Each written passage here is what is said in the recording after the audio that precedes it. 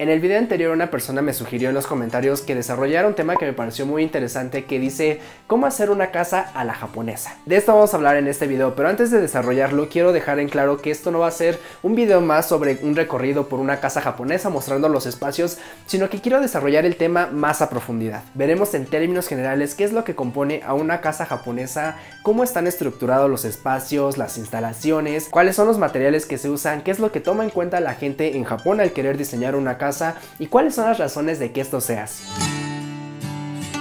Primero tenemos que entender que, como en todo el mundo, en Japón no existe un único modelo de vivienda. Es imposible resumir cómo es una casa japonesa porque en realidad hay muchísimos tipos de casas, incluso van variando dependiendo de la región donde tú estés sacando la información. Los diseños pueden cambiar por muchísimas razones, especialmente por el clima. Pero hay algunas características que curiosamente se repiten en muchas viviendas y es en estos puntos en los que me voy a enfocar. También trataré de abarcar la mayor cantidad de tipos de vivienda que pueda, pero tengo que advertir que la mayoría de las viviendas de las que yo voy a platicarles son aquellas que se ubican en la prefectura de Aichi, que es allí donde yo viví en Japón y donde más experiencia tengo, pero puedo asegurarles que la mayoría de las casas que se encuentran ahí son modelos que se repiten en muchas zonas de Japón. Comencemos hablando de los tres principales tipos de vivienda que hay. Existen las casas convencionales, que son normalmente de 2 pisos y son casas muy grandes donde suelen ser habitadas por familias. También existen los departamentos o apato, que suelen ser habitados por una pareja o por una sola persona, principalmente estudiantes o trabajadores que quieren vivir cerca de su universidad o de su lugar de trabajo. Y el tercer tipo serían las mansion o mansiones,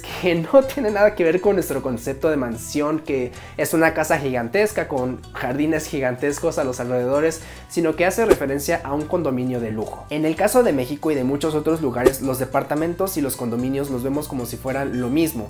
Sin embargo, en el caso de Japón son diferentes. Un departamento o apato en Japón son edificios de 2-3 pisos aproximadamente que por fuera parecieran que son una casa, pero interiormente están divididos en diferentes departamentos. Estos espacios son principalmente habitados por trabajadores o estudiantes, como dije anteriormente, que solamente quieren acercarse a su lugar de estudio o de trabajo por un periodo temporal. En cambio, los condominios o mansions son torres que suelen superar los 10 pisos de altura y los departamentos son muchísimo más grandes, más espaciosos, y aunque también hay mansion que suelen ser habitados por personas solteras, son más comunes que sean habitados por familias. Y también estos espacios suelen ser de lujo a diferencia de los apato, que son más modestos. Al igual que en México y en muchas otras partes del mundo, los centros de las ciudades son muchísimo más demandados. Entonces los espacios suelen ser más reducidos y no hay suficiente espacio para poder construir casas convencionales. Entonces en los centros de las ciudades lo que son más comunes son las torres de departamentos o las mansion. Esto debido a que pueden ocupar el mismo terreno que podría ocupar una casa convencional y hacer una torre de departamentos donde puede vivir muchísima más gente. Las casas convencionales suelen ofrecerse más comúnmente para la venta, aunque también es posible rentarlas, pero no es muy común. En cambio, los apatos son usualmente rentados porque, como dije anteriormente, esos espacios son demandados por personas que quieren una residencia temporal. De hecho, la mayoría de los estudiantes de intercambio donde suelen residir es en los apatos. Las mansions son algo más neutro, se pueden encontrar tanto como para la renta y como para la venta, y de igual manera pueden ser habitados tanto como por familias como personas solteras. Entendiendo esto, pasemos al siguiente tema. ¿De qué materiales están hechas las casas? Japón es un país con grandes recursos madereros, entonces históricamente las construcciones siempre han aplicado el uso de la madera como material principal. Actualmente, si bien la madera continúa siendo un material muy importante, ya es muy común encontrar construcciones hechas a base de concreto. Hoy en día las casas tienen una cimentación de concreto y varilla y se suele utilizar madera para elaborar el resto de la estructura.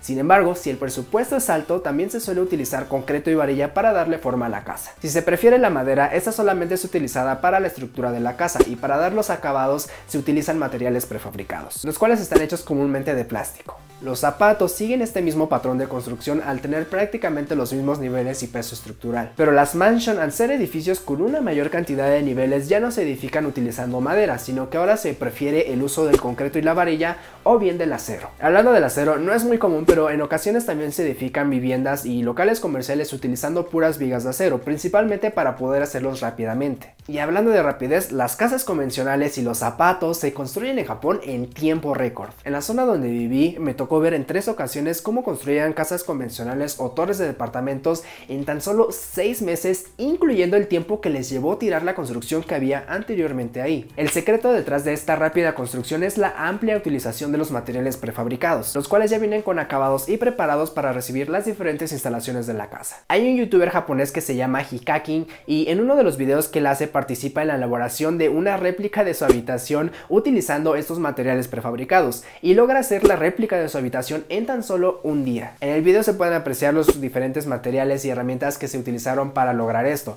Si les interesa ver esto en acción, voy a dejarles el link en la descripción. Desde luego los materiales prefabricados no son los únicos disponibles, también hay materiales de todo tipo. Es buen momento para mencionar que el reglamento de construcciones de Japón es uno de los más estrictos del mundo y las razones es obvias. La enorme cantidad de sismos que se producen en el país les obligan a hacer construcciones altamente resistentes. Por eso es muy común ver que aunque sea una simple casa, la cimentación suele ser muy grande y con un área de acero bastante considerable. Si eres técnico y quieres saber cómo es el diseño sísmico en Japón, te voy a dejar en la descripción del video dos documentos que pueden serte de utilidad. Uno está en inglés y el otro está en español. Las casas en Japón no suelen tener sótanos y de hecho muchas están elevadas 1 metro o 1,5 metros sobre el nivel de la calle. La razón de que esto sea así es porque en Japón muchas zonas históricamente han sufrido de inundaciones, entonces esta elevación evita que el agua se meta al interior de la vivienda en caso de que suceda nuevamente. Esta solución es algo que se ha aplicado desde hace muchísimos años y la ciudad que tiene el registro más antiguo de la aplicación de esta solución es la ciudad de Kaizu en la prefectura de Gifu. Esta ciudad se encuentra rodeada por 3 gigantescos ríos que solían desbordarse constantemente en tiempos de lluvias, por lo que hicieron cosas realmente interesantes para ponerle punto y final a esta problemática. El año pasado visité en la ciudad de Kaizu un museo que está enteramente dedicado a platicar sobre este problema y las diferentes soluciones que ellos han utilizado, del cual estoy seguro que la Ciudad de México tiene muchísimo que aprender. Al construir la vivienda se aprovecha esta elevación para poner las diferentes instalaciones bajo la casa y curiosamente las instalaciones no se ahogan en tierra o arena, sino que se deja el hueco ahí para que en un futuro, cuando se le tenga que dar mantenimiento a esa instalación, sea más fácil. El resto de las instalaciones se acomodan dentro de los muros y los plafones para evitar que queden a la vista. En el acceso a la vivienda se colocan los medidores de luz, agua y gas, los cuales deben de quedar afuera a la vista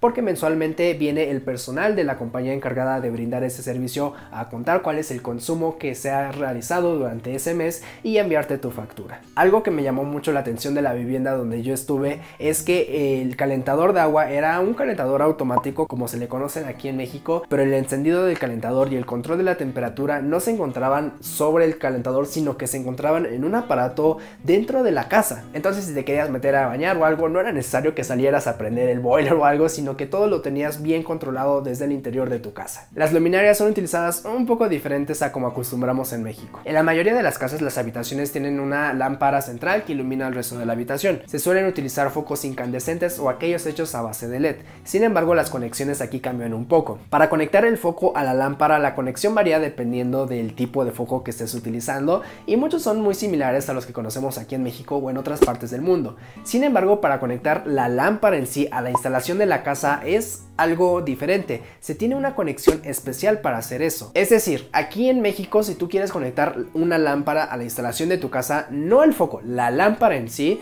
tienes que pelar los cables y amarrarlos para conectarlos a la instalación de la vivienda. Sin embargo, en Japón la instalación ya te deja una conexión especial preparada para que tú conectes la lámpara que tú quieras de una manera tan sencilla como si estuvieras conectando cualquier otro tipo de aparato. Es algo que no sé si también se haga en otros países, pero por lo menos aquí en México yo no he visto que se haga eso. Ahora finalmente hablemos de la organización de los espacios dentro de la vivienda en Japón. Algo que van a encontrar en todas las casas sin excepción es el Genkan. Seguramente ustedes ya han escuchado de este espacio. Es una pequeña área donde ustedes pueden dejar sus zapatos, su paraguas o su abrigo antes de ingresar a la casa. Para quien no sepa, es importante mencionar que en las casas japonesas se acostumbra entrar sin zapatos. Ahora, en las casas convencionales y las mansion no entras directamente a un espacio común, sino que entras a un pasillo que articula al resto de los espacios de la casa. Y en el caso de los zapatos, hay veces que estos espacios son tan reducidos que no hay espacio ni siquiera para un pasillo que articule, sino que se entra directamente a un espacio común que usualmente es la cocina.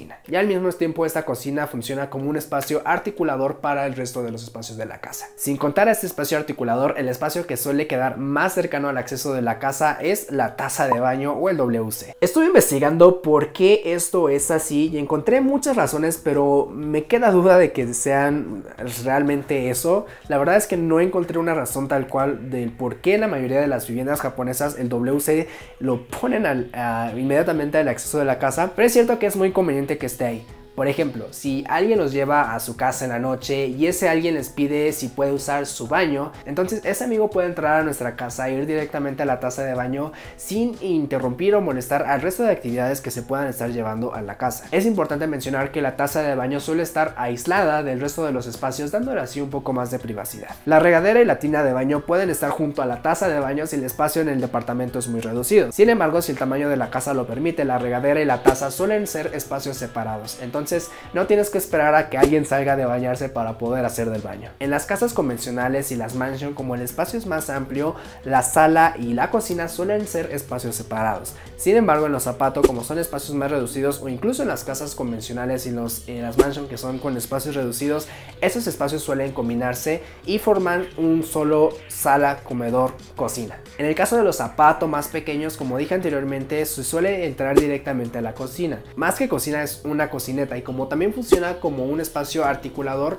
no tiene ahí mismo la sala, sino que este espacio te conecta con el otro, que es la habitación, que al mismo tiempo funciona como una sala o un comedor, del cual ahorita vamos a platicar. Finalmente quedan los espacios dedicados a las habitaciones. Cada habitación suele tener su propio armario donde puedes guardar diferentes tipos de cosas, desde cajas, el futón, no sé, todo lo que no ocupes en tu casa se suele guardar en esos espacios. Y de igual manera, las habitaciones suelen tener la salida hacia un patio o hacia un barandal. En este patio o en este barandal se suelen poner los tendederos donde la gente puede colgar su ropa y esperar a que se seque después de lavarla. Y por cierto, ¿dónde queda la lavadora?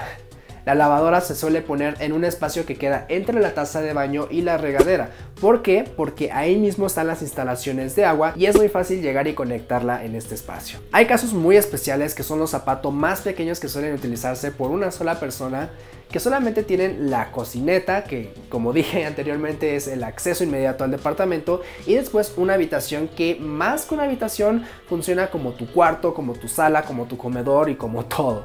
Esos espacios pueden llegar a medir hasta 9 metros cuadrados. Son espacios realmente pequeños, pero están tan bien acomodados que realmente no sientes que vivas tan apretado. Y no significa que en tu habitación vas a tener tu comedor y tu cama y tu televisión y todo ahí amontonado, sino que incluso un solo mueble puede ser ocupado para llevar a cabo todas estas actividades. Es una manera de aprovechar el espacio muy interesante. Ahora, el tipo de mobiliario y la organización de los mismos depende básicamente de una pregunta. ¿Quieres estilo japonés o estilo occidental? El mercado de muebles en Japón está básicamente dividido en estos dos grupos, los muebles de tipo japonés y los muebles de tipo occidental. Entonces, si quieres una casa tipo japonesa, vas a tener que tomar en cuenta que el piso va a funcionar también como un mueble más. Entonces necesitas materiales más cómodos como el tatami o la madera. Esto provoca que los muebles sean más bajos, por ejemplo las mesas de centro con sus respectivos cojines, los futones, los muebles de televisión, etc. Pero si quieres algo de tipo occidental, entonces los muebles cambian algo. En primera, el piso ya no va a ser tan importante, entonces ahora sí puedes meter diferentes tipos de materiales, como puede ser la loseta o el mármol. Tienes que comprar un comedor alto con sus respectivas sillas,